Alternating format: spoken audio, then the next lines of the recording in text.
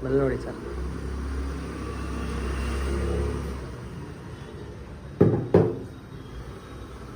Super ಆಗಿದೆಯಲ್ಲ.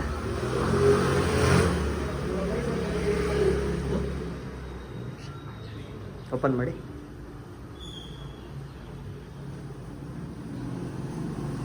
ಹಾಕಿ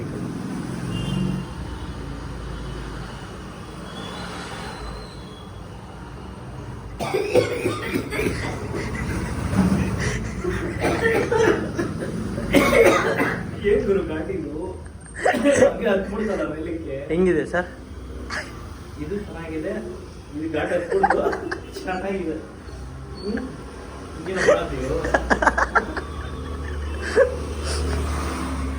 ಹೆಂಗಿದೆ sir? Smell ಹೆಂಗಿದೆ?